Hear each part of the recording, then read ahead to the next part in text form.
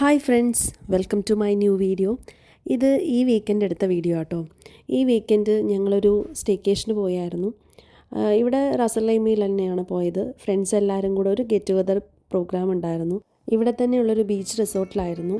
So നമുക്ക് വീഡിയോയിലോട്ട് പോകാം.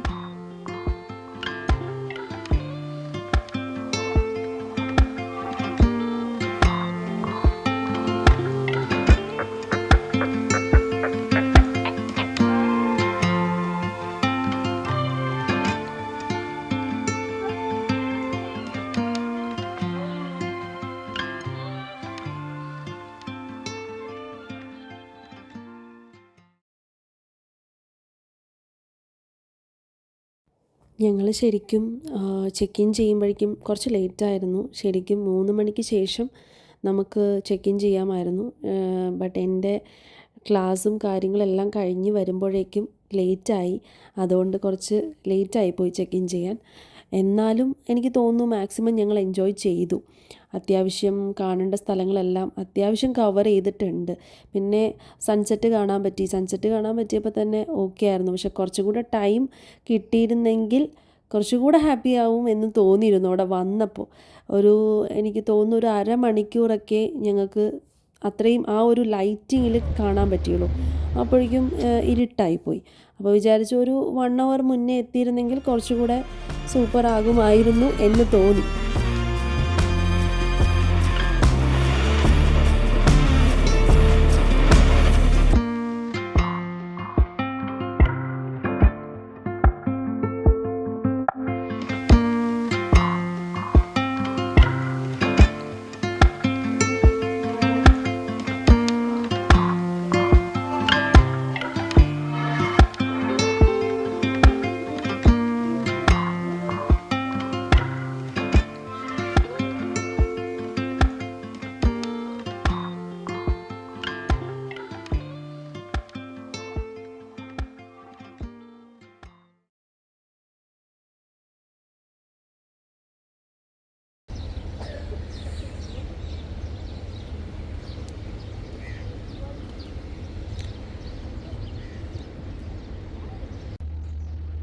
മോർണിംഗ് എണീറ്റപ്പോൾ ഉള്ളൊരു വൈബായിരുന്നു കേട്ടോ.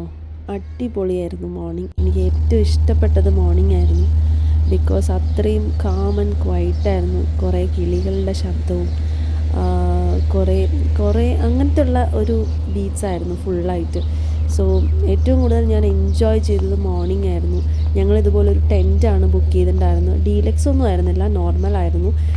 അതുകൊണ്ട് തന്നെ പക്ഷെ അതിൻ്റേതായ ഒരു ബുദ്ധിമുട്ടും ഉണ്ടായിരുന്നില്ല. അടിപൊളി എക്സ്പീരിയൻസ് ആയിരുന്നു മോർണിംഗ്, അത് പറയാതിരിക്കാൻ പറ്റില്ല. പിന്നെ ഇതൊരു ഭയങ്കര ക്ലൈമറ്റ് അങ്ങനത്തെ ആണല്ലോ.